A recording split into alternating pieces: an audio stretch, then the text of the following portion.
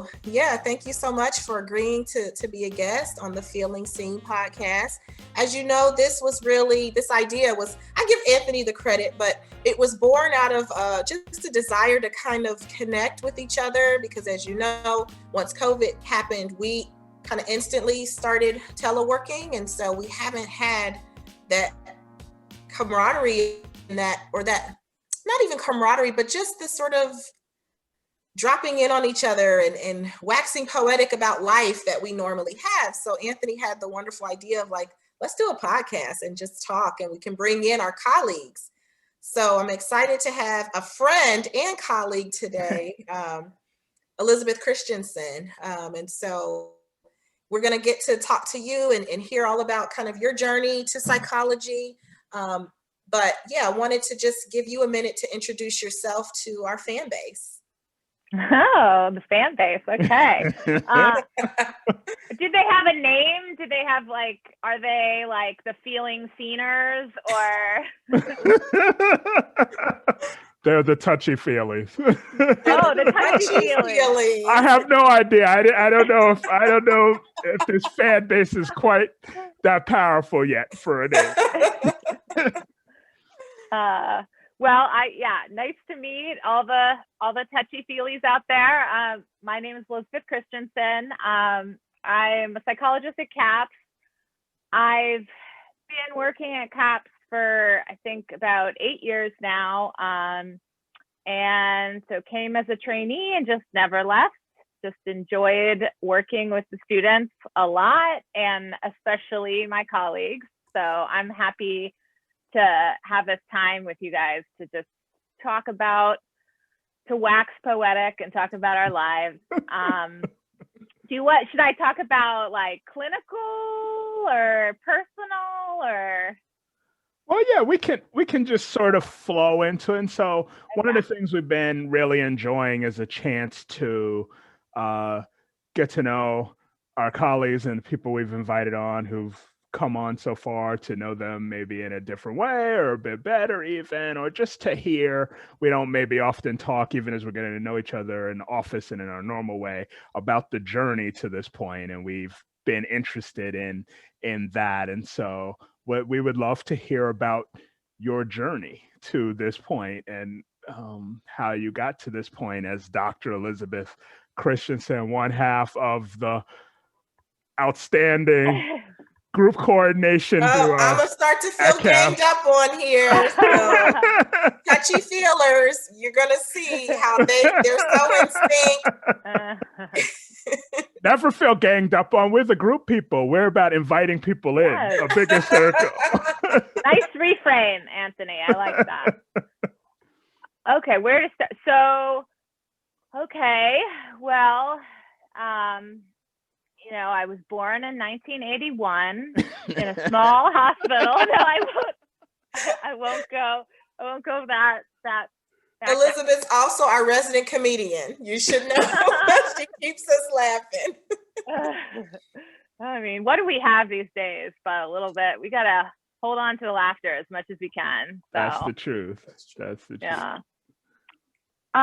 So I guess I can say I started my interest in I've always had an interest in working with people, and I find that I get a lot of energy from being around people and feeling sort of connected. And I guess, throughout my middle school and high school years,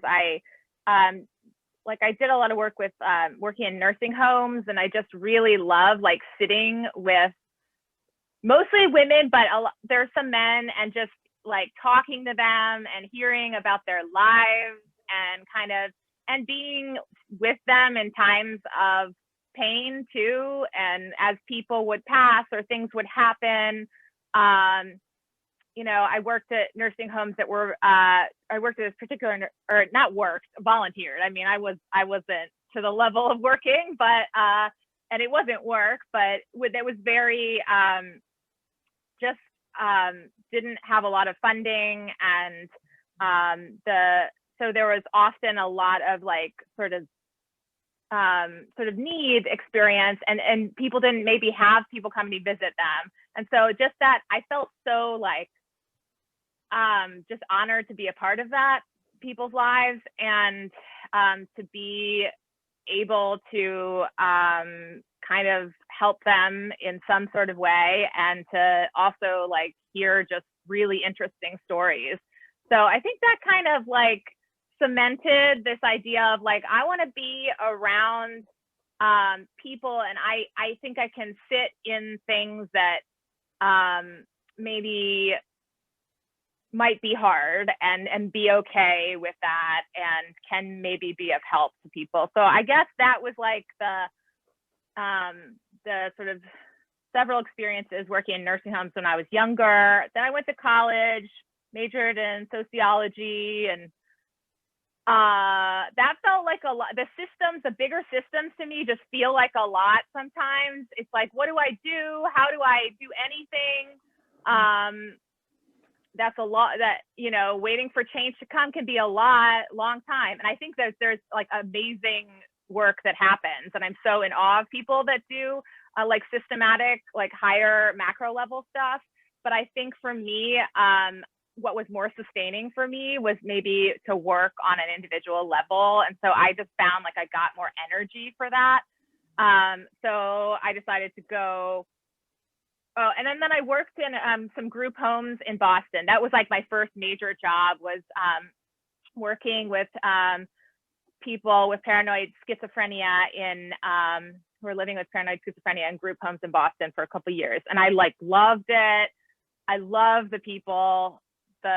We called them clients. They were just, I mean, amazing. I was cleaning out a box of old stuff that my mom had given me, and there was a letter, like a goodbye letter from the crew at one of the houses I worked at. And you work at them, but you kind of live with them too, because it's like they're 24 hours, you're there, you're in their living space, helping, you know, so it's very intimate. And I was just in awe of like just the resilience of the human spirit, and what people can be dealt and still like kind of still accomplish and still give to the world, even if they're really struggling with some major issues of, you know, like poverty, major mental illness, like racism, you know, all the just the system. So anyways, I just love that. And that's when I got back into psychology. And so I was like, I have to do this. I have to pursue something related to this so that I can kind of do it as a lifelong thing. And yeah. And then, so I would say if I really like working with older adults, but I also like working with college students too. So those are like my populations. Yeah, those are my people. So if I ever had to like say what would another population, it would just definitely be sort of older adults. I think would be cool to go back, because most of the people I worked with in Boston were older adults. That was going to be my question for you. How did you get to college counseling? Did you have a strong sense from really long ago that was a path for you, or did you just or did you more end up on internship at CAPS and then it flowed from there? How did you end up on that path? I think I kind of just flow with things, you know, when something feels right, I kind of stick with it.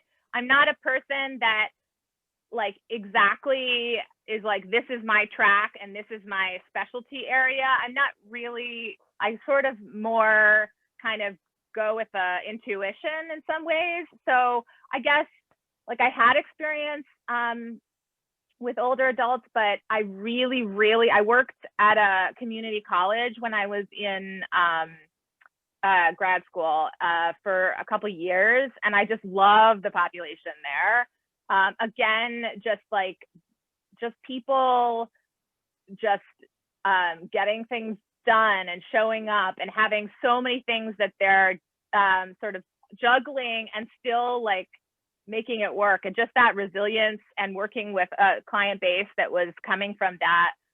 I just loved that. So that, I think I was like, this is great. I also really loved the staff that worked there. And then I had another counseling placement too, that I just like loved the staff. People really like seemed more excited about the work and more, I don't know, they like to be around each other a bit more than maybe other places I'd worked. So I was like, okay, I'm putting these needs and values together, and I'm sensing that this might be like an environment where I'd like to work.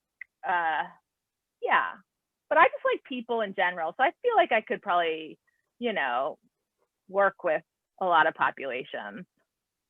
Yeah, absolutely. And thank you so much for just, bringing us through your journey. And we're so glad that you landed at CAPS and loved it enough to stay. And you've really added to CAPS specialty and being able to serve students, particularly students with disordered eating. And so I want you to speak a little bit to that. And then to bring it home to sort of what we're seeing maybe in the nation now, I've seen a lot of shaming kind of going around in the moms community particularly, but I imagine in other spaces around, healthy eating in the pandemic. And, I kind of want you to speak to, maybe what you've seen, trends that you've seen, and is it okay for us to relax some of the maybe stricter definitions of health that we've had as we're all coping with what's going on today? So I know it's a large, big question, but first, can you talk to us about kind of your eating disorder interest, how you got there and what you do, how you fit that role at CAPS. And then I'll remind you of the second part of that question about bringing it to stuff now. Sounds good. So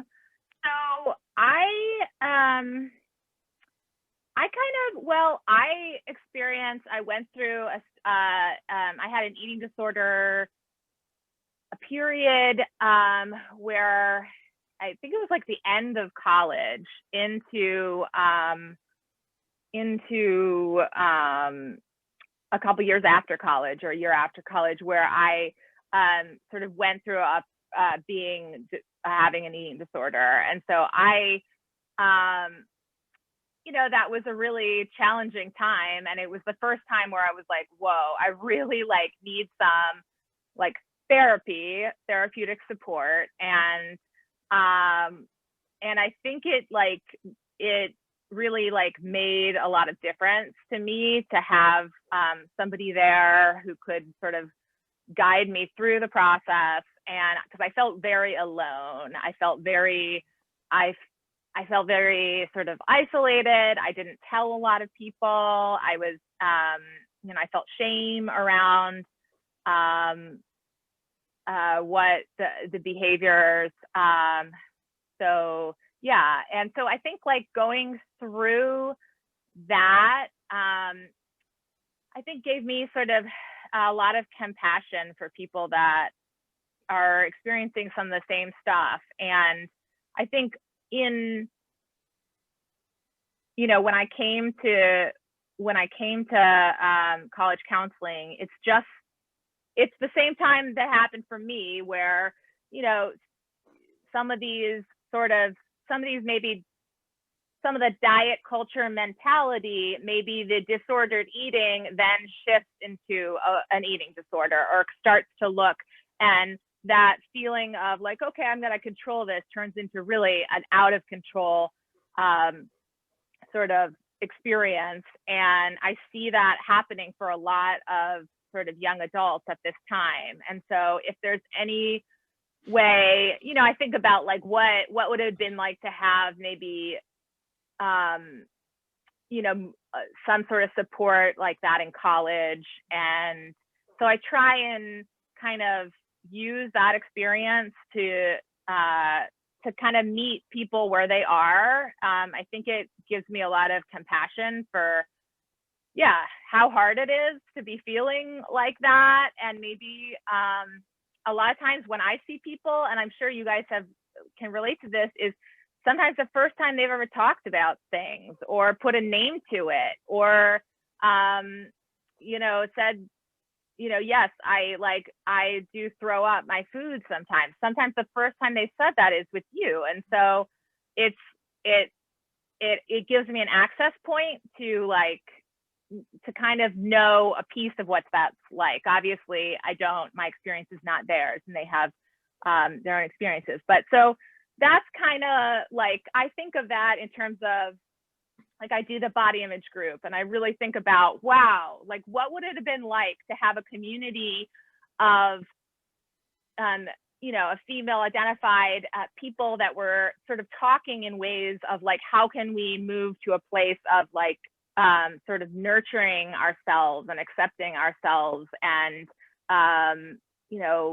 really in that place versus sort of, how can I, fit into this? How can I lose this weight? How can I, what more things do I have to need to buy or change about myself? And so like, that's sort of the passion behind it. And yeah, it's very like a space of healing, I think, for sort of women that come to our group, that don't maybe have those spaces. So I just appreciate, helping people in that journey. I know, like, disordered eating work, eating disorder work, and body image work, especially body image work, it's a long time. It's a long haul, right? Like, it comes up for me, we're still living in this culture, like, dominated by this stuff. So it's a long haul, but if I can like support them through part of the process and walk with them through it, that feels really meaningful to me. Yeah. So as I'm listening to you talk, one, I'm just tuning into one of the things I really appreciate you, and I often tell like trainees that are getting ready to work with you, is just I love your transparency a lot of the time, the vulnerability you show, and I know that's one of the things that makes you a strong supervisor. That's a part of what you bring in someone working with you. That it's not this I'm up here, you're down here, but really kind of this idea of we can relate to each other on these levels. And I've experienced struggle, and I've always just appreciated that about you. And I think that came out to our listeners right now as you shared about what got you into work around body image and eating disorders. So I really appreciate that. But another piece I was thinking about as you were sharing is wondering about what you've learned in terms of what is healing for people. And that could be in the context of the group work that you do, but then also what you learned in your own personal journey, or just what you've seen of what helps in terms of healing for people. Yeah, I mean, I think sort of, yeah, I think it could look different for a lot of people. But I think, I mean, honestly, we've sort of talked about this, I think, in terms of also being a group facilitator. I might be biased, but I think the connectedness, like, I keep going back to I think a lot about that notion in self-compassion of like common humanity, that we're all in this together, that none of us are isolated in this struggle. And we all feel at times like we all feel pain, and we all feel critical of ourselves, and we all experience overwhelming emotions that we can't cope with. And so this is it's like body image, and well, especially the behaviors, the disordered eating is a way of coping that just, it's not as helpful. It becomes unhelpful. And so like the way I think about it is like, how can we sort of dismantle some of these things that keep us away from each other, like that, like for example, like shame, I think is a big thing. So for me, like, in my journey, just even talking about it and naming it and saying, like, even now saying like, I was nervous when saying that. I was like, oh, I don't know. This is like a podcast that's going to be out there saying I had an eating disorder. I don't know. But I think that's so important to just say it, because it's not something that's wrong with me or something that's bad. So I think like getting perspective, like building that awareness that that other people are struggling with this, and that this thing is not ours to hold, right? This like feeling that we are not enough is not a thing that like that we own. It is a thing. We live in a society that is diet culture focused, that tells us that we're not good enough, that we have to change ourselves, that we have to go on, you know, a mommy diet or whatever. We have to buy these products, or we have to alter, you know, our you know, use a filter or whatever. And that is where that is imposed upon us. And so the moment we can kind of like diffuse or set ourselves apart and recognize that and just talk about that, like in our group, we're just like, yeah, this is happening and this is happening.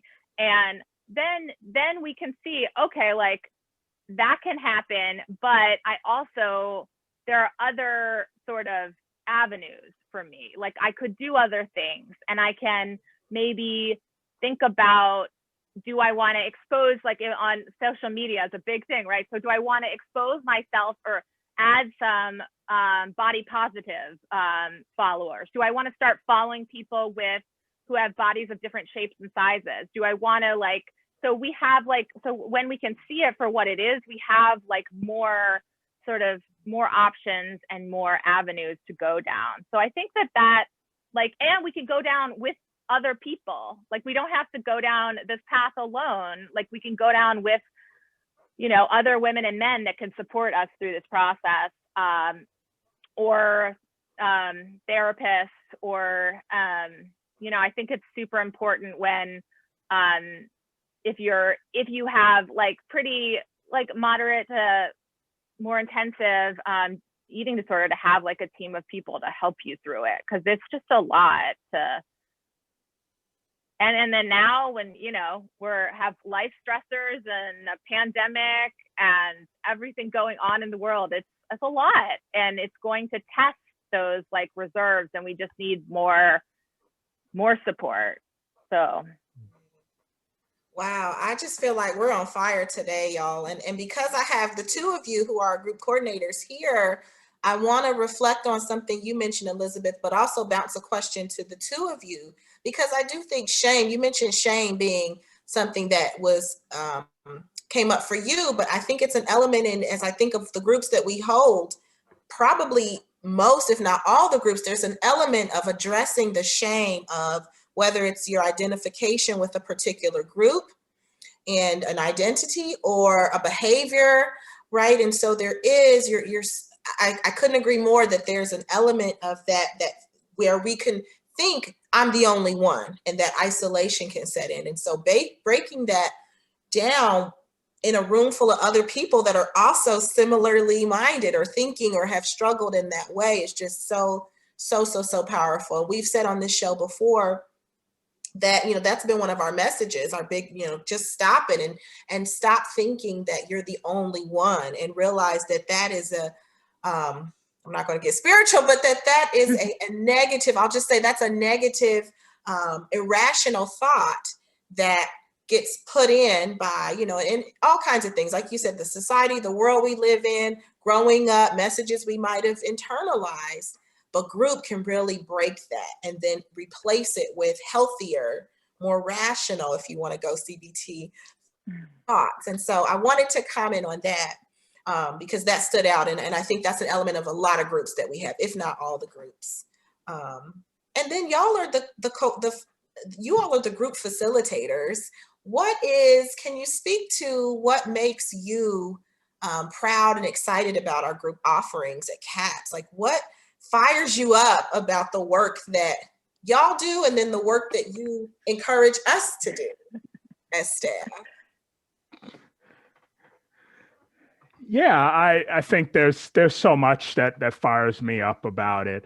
One is, honestly, I love getting to work with Elizabeth, kind of to coordinate the program, to think through sort of a vision for where we hope to go with groups, for how we can interact with other staff at CABS like yourself, to hopefully build the excitement that we have, to have that shared. We know, and Elizabeth, this is the role that she in particular can play for the duo of pulling from, doing a great job of pulling from research. And so we know within that, that if the staff of any kind of system, a counseling center or anywhere else, if the staff believes in group therapy and has passion for it, then the people that we serve, the students that we serve, the clients that we have will be excited about it too. That really a lot of it starts with us and comes to us and us communicating our excitement for it. And through that excitement comes, and this is true with all of our work, really, I think in a lot of ways, but it's that excitement that comes, and what comes through in the excitement is, I believe in this and I know this can help and this can work. And that goes a long way to encouraging students, clients to participate and take that leap, because there's already a lot of nervousness and anxiety and a lot wrapped up in asking for help. But you add in the group component and it brings a lot of that even to a higher level. One, maybe people haven't even thought about group therapy. There aren't great models of that in popular media, television, movies, that kind of thing. And so people may not even know what that is, don't even have a vision of that. But then beyond that, it raises a lot of anxiety, and understandably, because one of the things I love about group, and Elizabeth was touching on it and you were touching on it too with the shame piece, is that I think that shame is at the heart of most mental health struggles. In a lot of ways, that shame, I kind of pull from the definition around shame and the difference between shame and guilt. And so guilt is I did something bad, shame is I am bad.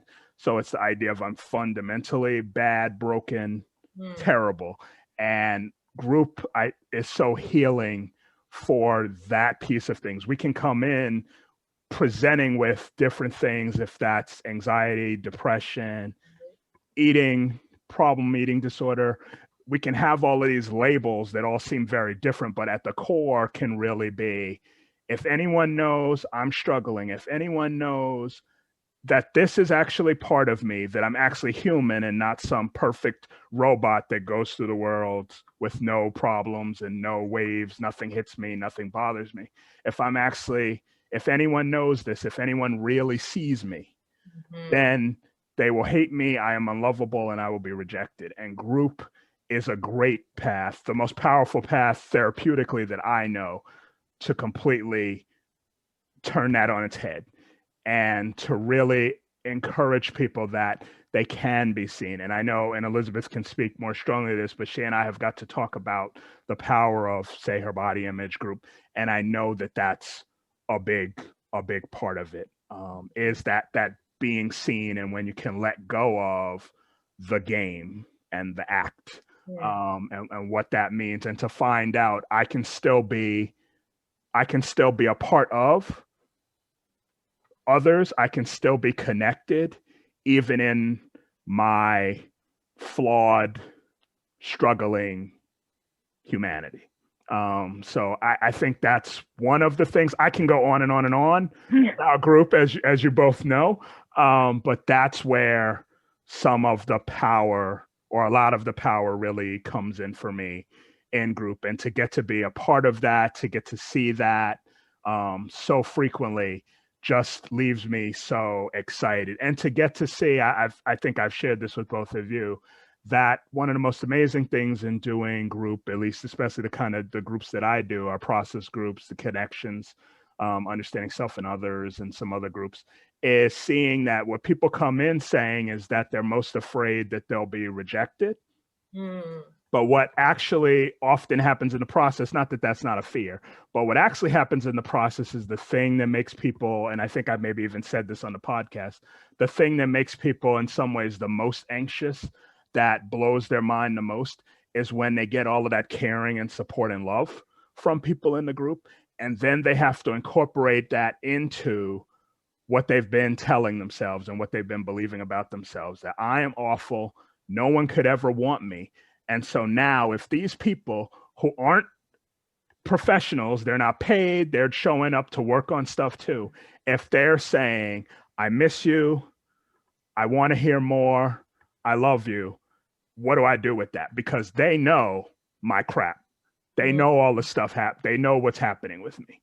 And so if they can say that, if they can feel that, if they can mean that, then what I thought of myself, what I thought of my unlovability, my inability to be part of connection gets blown out of the water. And then they have to rebuild an idea of themselves, of connection, of what it means to be with others. And so I really just love that part of it and want that to come through in the role of group coordinator at CAPS, want that to come through to others of the staff, and want others to feel that excitement so that our students can feel that excitement and get to be part of something that I think is so special, is the group experience.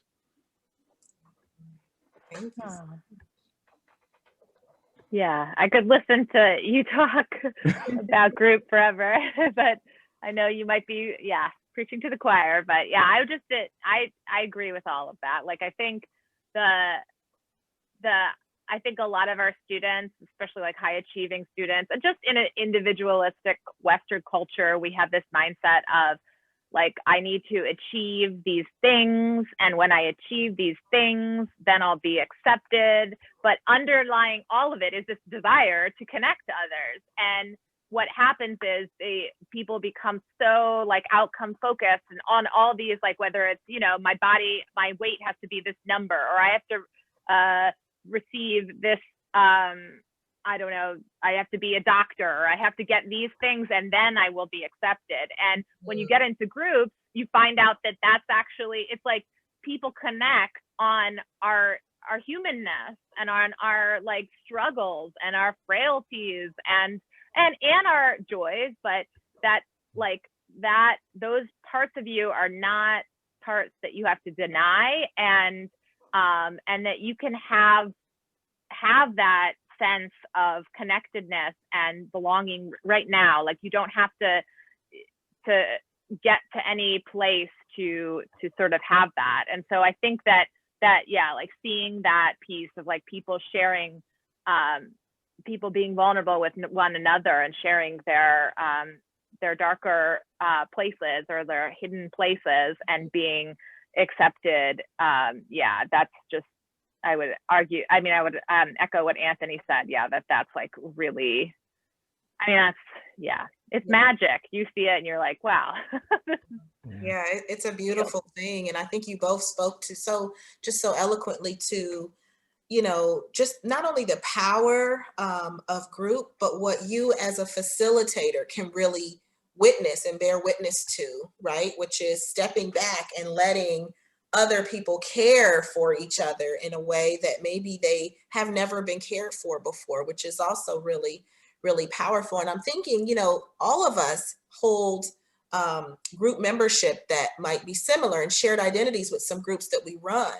And I'm curious, in those groups in particular, what's it like for you? And I can speak to my experience, but what's it like for you when you are working with maybe students who have struggled with something or share an identity that you also hold? And does that feel, well, I don't want to, how does that feel? What's that like? You all know that I run and have run in the past the EBW Empowering Black Women's Group, and also First in the Family. And there's just something that's also, it's great to see what happens with the group, but for also little Erin inside of me, there's also a little bit of like healing that happens for her every time someone else is affirmed or, taken care of. And so it can be a really, I don't do it for that purpose, obviously, but there's also within me as a person that shared humanity of like, I needed that. And like you mentioned kind of before, Elizabeth, how cool would it have been to have had a space, how healing, how wonderful would it have been to sit with like-minded folk who are struggling with same things. So can you all speak to when you're in a group and leading a group with shared identities, what's that like for you?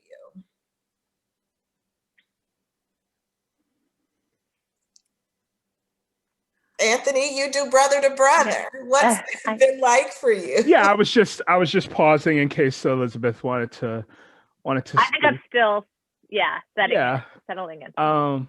Yeah, in terms of the experience of brother to brother, Erin knows because I would frequently, when the group was over, like call her, try to get on Zoom in some way, just sort of check in. And you know too, Elizabeth, I am very hyped up after group usually because of my excitement level and love for it. But last semester and starting the brother to brother Black men support group, it was just really, and I shared this with the group members at the end because we were talking about group ending and what the experience was like. And then they asked me, what was the experience like for you? And I shared with them how meaningful it was. This was my first time doing this type of group, at least as a more of a support therapy sort of group versus maybe like other outside trainings or a one day sort of thing, maybe thinking about Black men and the experience Black men can have.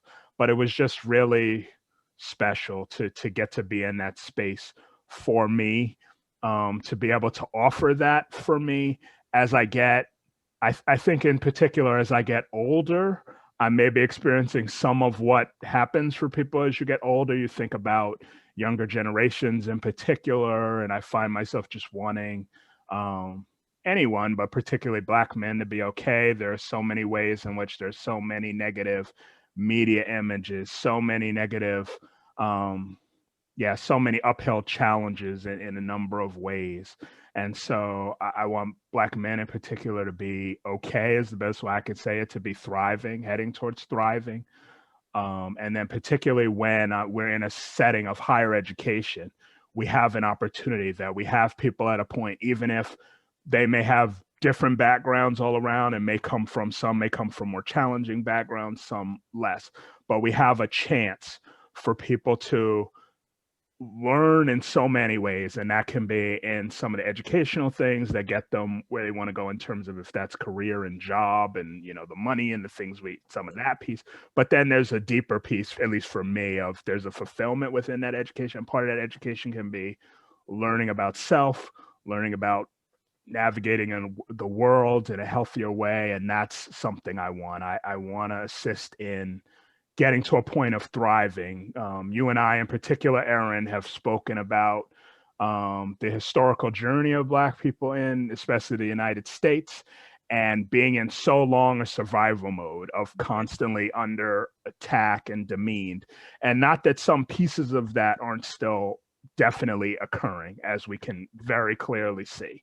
But there is an element of a little room to get into a thriving idea and to embrace some of that. And that's what I would like for people to tune into. I would like Black men to tune into that and hopefully get to that space, because I see just so much richness, so much potential, so much good people want to bring to the world, and don't want these other things to get in the way of that, of them getting to do that for themselves, but also what they could bring to other people. And I think that came up strongly in the brother to brother group last semester, because what the men frequently talked about was, I've never been in a space before like this. I have never done this before. I have never spoken this way to other men, to other Black men, and what that meant to them. And that meant just so much to me. It brought sadness, but that's true. And that's why the group exists. I already know that that's true. And so, but not wanting that to be the case and not wanting that to be true. And that meant so much to me, for them to say that, and for them to support each other in the ways that they did, and for them to say how hard it was to share something, and then the sense of relief, the sense of being cared for after that, and realizing, okay, this wasn't, you all here could still accept me and could still support me. And that meant a lot to me. And it means a lot to me to think about how they could carry that into their relationships and into other parts, because people are, and Black men in particular, Black men in the group, they are wanting to find love and connection. They're wanting to find that with each other. And there are these things getting in the way. And I'd like to be a small part of hopefully getting that out of the way for a few men. And so that was just so meaningful to be part of that. And also just to feel like, if we're talking about what it just is like to be a Black man, to deal with racism and those kind of things, to just be in that space. And again, there's a way in which I could function as facilitator and professional, but also I live that too. And so what that means, and a support I feel because I'm just in an environment that's supportive, even if it's not all that energy isn't like explicitly directed at me at each moment, I still can feel a sense of uplift and a sense of support. And so that just ends up meaning the world to me in a lot of ways, or it did last semester. And so that was really precious to me, and it'll be a memory that I'll carry forward for a long time. And then this is a lot of talking for me, actually. I'm pretty quiet, actually. But the other thing I'm just thinking, and this doesn't necessarily completely apply to being in brother to brother, but I think globally, I'm just thinking about being part of group, and how even in the facilitator role, what I can get from that there is in the moment a sense of belonging and community that I get to be a part of, that means a lot to me. And even what I learned from people in the group, to think about my own life and how group has impacted me. And one of the ones I'm thinking about most, and this applies to work with men and Black men, is when I trained in group. And I can remember being in a group where a male client cried, and I was co-leading with one of my professors.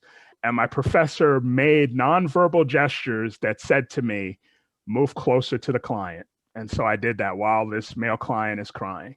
And then other gestures of like, now touch, now be close. And I'm thinking to myself, I can't do this. And then I'm thinking to myself, I have masculine stuff coming through. Some of the, I think, internalized homophobia coming through. That's like, I can't be close like this. But in that moment, realizing the power of that for the person, the power of that for me, the things, all of this junk that can get in the way of connectedness.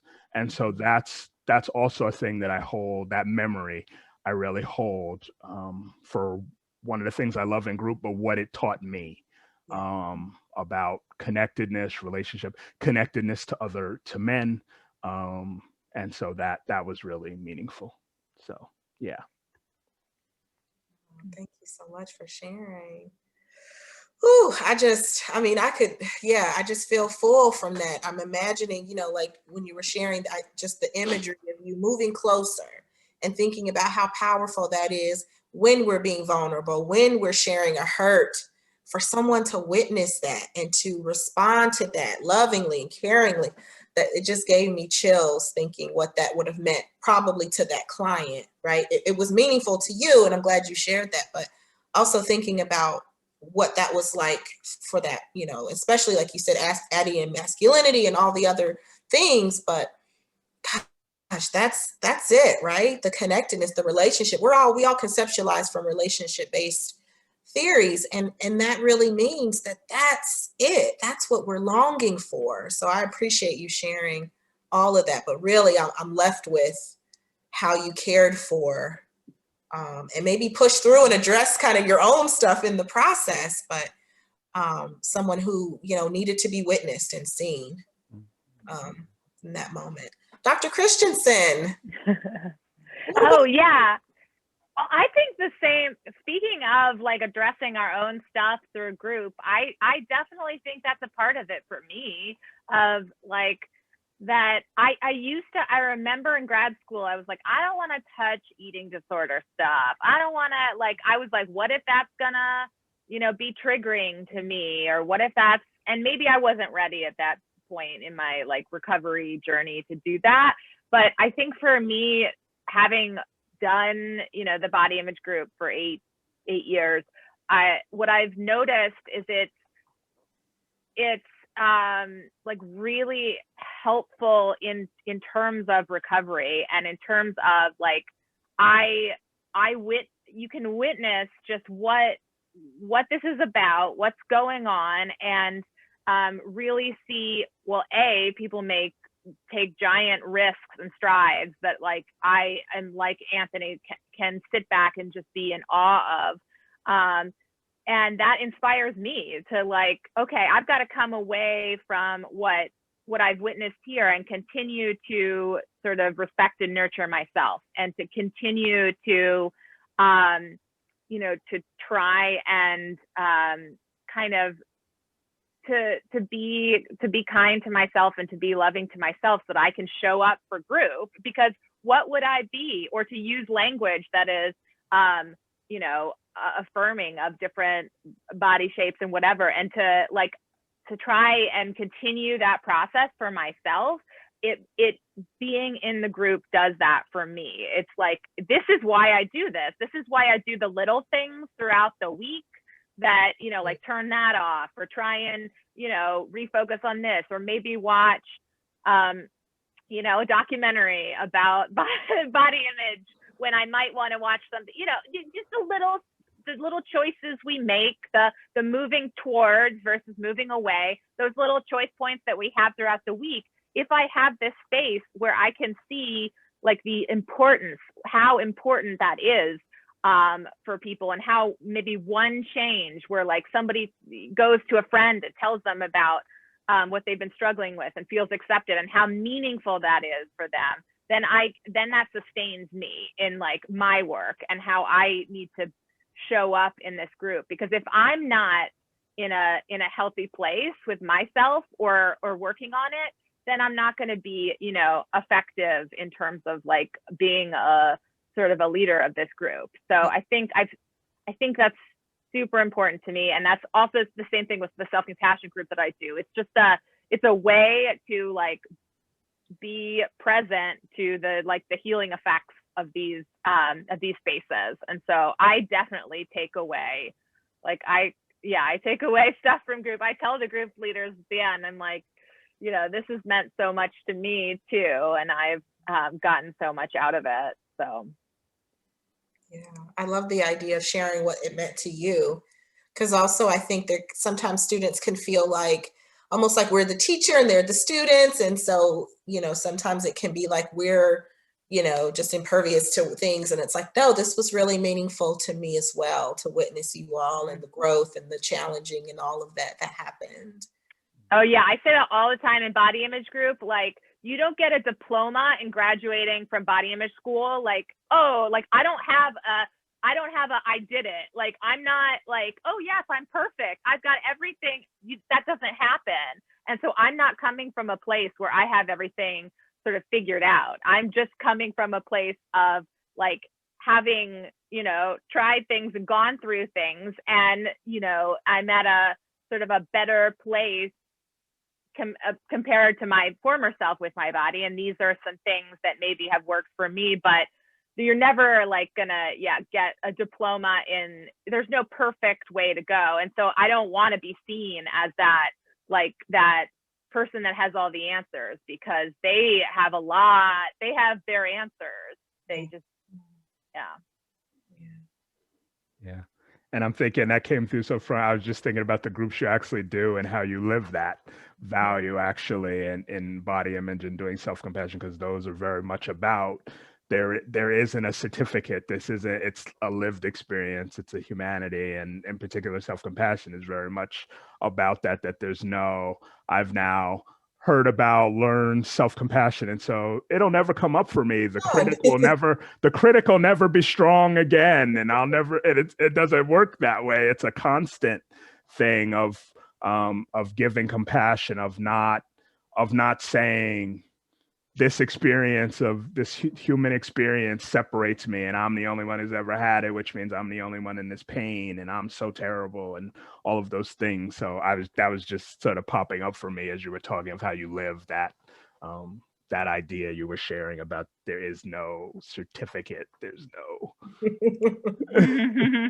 Yeah. Yeah, that's so important because I think, again, some of that is about us being in the role of right leading. And so it's like, oh, you've arrived. No, I learn, every time and still need reminders. And I love how you reminded us that that's not, it's we're living in that culture now. We're still in diet culture. And I want you to speak a little bit to, and to cycle back to kind of an earlier question about kind of, yeah, the culture that we're living in now. And then we're also living through a pandemic.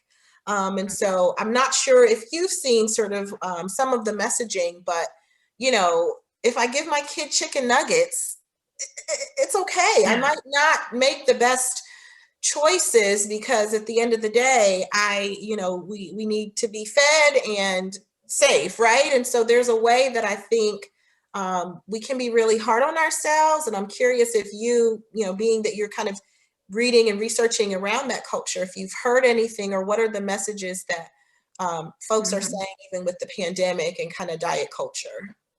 Yeah, well, I mean, certainly the tendency to engage in like comparison and social media and like seeing, I mean, we're all so isolated. So how do we reach out, and how is the our youth culture like connecting? Well, it's through Instagram and Facebook, and then there's so much sort of comparison that can happen. I mean, I think there was a looking at like eating disorders and the pandemic. There's like an NIMH study recently that came out where like 62% of people with anorexia reported a worsening of their symptoms since COVID, and a third of people with binge eating disorder, which is very prevalent in our country, have reported. And so what's like, and this kind of hits to what we were saying about group, is when people get isolated and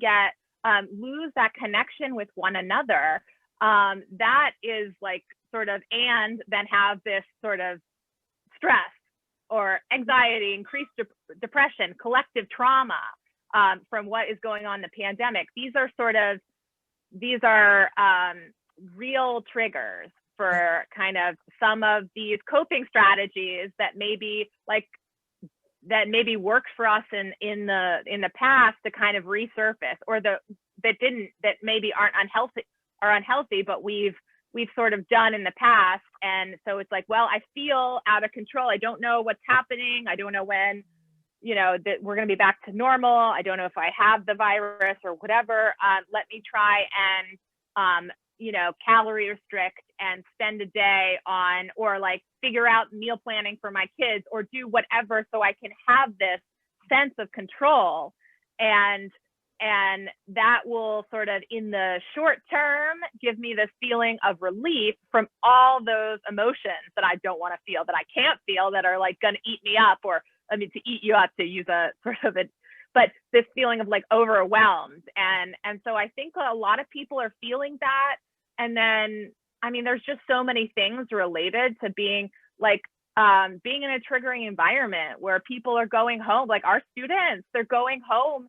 So maybe they had this like suite with other people that, they have like structures where they go to the dining hall and they're eating with other people.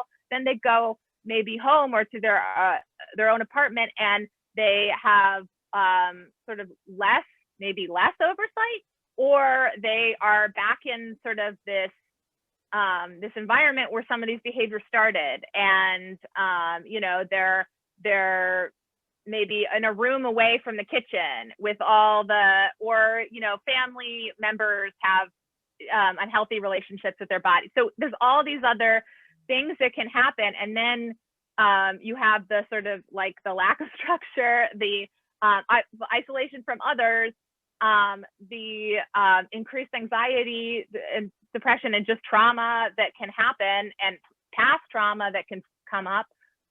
There could be stuff related to food scarcity that you've had, that maybe you encountered as a child. You go to the grocery store now, things are missing from the shelves, or you can't go to the grocery store in the same frequency you would have.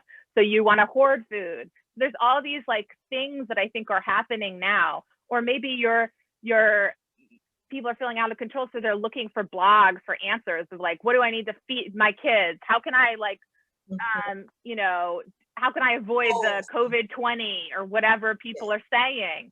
And it's that impulse to get control over, and that's real, and it's real. But I think the more we can, I think you alluded to, the more we can shift to like that sort of, that, not to hammer self-compassion on the head a million times, but the more it can shift to like, what is it that is nurturing for my body? What is it?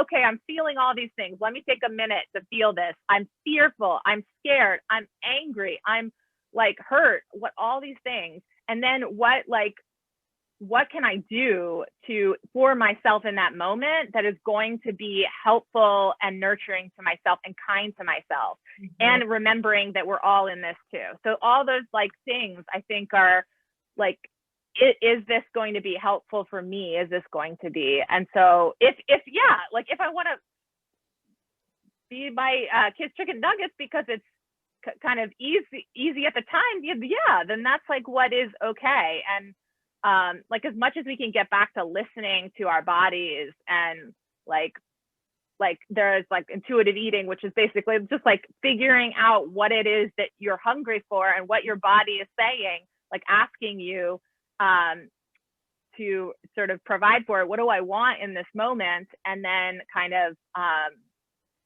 feeding ourselves and nurturing ourselves, because we need it. We all need it. Yeah, thank you. I just, so many nuggets I can pull from there. You know, I think about, I mean, this is why I love talking to the two of you, because I always feel like I learn so much and get validated and affirmed so much. And, you know, I was having a moment the other day, kind of right before, you know, inauguration, and just really feeling anxious and wired up. And I had the urge to snack. And I tell you, what helped me was to think, what do you need right now? What do you need? And I needed to kind of be comforted that it was going to be okay. And so I was able to speak to I'm probably getting emotional. I was able to speak to myself and tell myself, it'll be okay. Like, you really don't want those chips. You want to be told it's going to be okay. And the country can, you know, and whatever, will be okay. And so I think what you're saying, like, so much of that speaks to, you know, paying attention to your body, the self-compassion. Of course you're anxious. Look at what's going on in the world right now. Like, it makes sense that you're upset right now. It's instead of judging that or just kind of trying to not deal with the emotion, it was about kind of tuning into what was happening. So yeah, I always love, you know, talking to you, because even if people don't have disordered eating, that there can be unhealthy relationships with food, right? It may not reach that level where it might be considered clinical, but there's a way that I think, and especially during the pandemic, I've noticed, when I'm reading the numbers are climbing and this is happening, I'm like, oh my gosh, I don't know what to do. You know, chips are a comfort in that moment. But I really like how you said, you know, if we can start to sort of get back to paying attention and intuition, but also having some compassion. You know, if chips in that moment is what I grab, I don't want to judge myself for it. Maybe just be more thoughtful and more mindful. So next time I can tune into, because after the chips, you still felt like you needed something, right? So yeah, thank you so much. I feel like that was just speaking to me. I hope it was speaking to the, what do we call them? Touchy-feelies out there as well.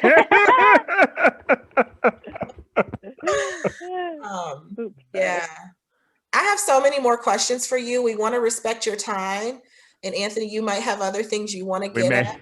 We may just need to have a part 2. This maybe needs to be like the Star Wars saga or something. It's just got multiple parts, you know. Luke Skywalker's journey couldn't be taken care of in one movie, and neither can Elizabeth Christensen. So oh, there you go. So yeah, if you all have questions, please let us know. For Dr. Christensen, we're happy to invite her back in the future to answer questions. And we have a segment, Anthony, I really love this part of our podcast, where we say, just stop it. And really what we want folks to take away is that just what the themes you were talking on earlier, right? Isolation and shame. And I'm the only one that's dealing with this, or I'm the only one that feels that way. And I can't be the only one who grabs chips when they're feeling overwhelmed. So, but in all honesty, we want you to kind of speak to those who might be listening. And if you can impart some wisdom of something that you would like people to kind of stop doing in a loving way, something you want them to rethink or be mindful about moving forward. Maybe like, I mean, I just generally like judging and criticizing sort of ourselves because, you know, we're already experiencing so much that is out of our control that is hard. And so as much as we can be our own sort of like care or nurturers, the better. And so I think like, I guess what you were saying with like, is thinking in ways of like, is this behavior helping me or not? Versus like thinking, is it bad or am I bad? Even, you know, even more.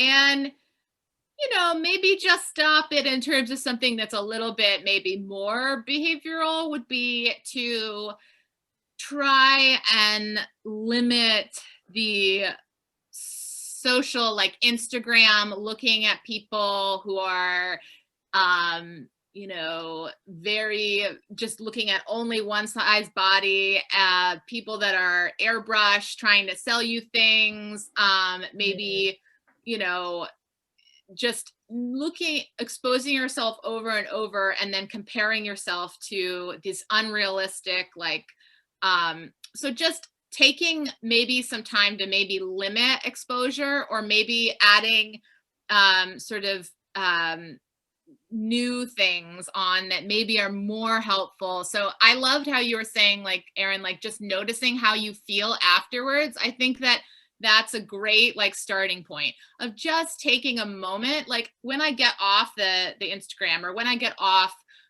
this Facebook, or when I pause this, I don't know, whatever you're intaking, do I feel like, you know, do I feel more vital? Do I feel like I've gotten something from that? Or do I feel like that's valuable to me, versus do I feel sort of like super critical of myself and like I have to go and change something? So that's just like, you know, I hesitate to give it a lot of behavioral advice, but if I could, I would say that might be a good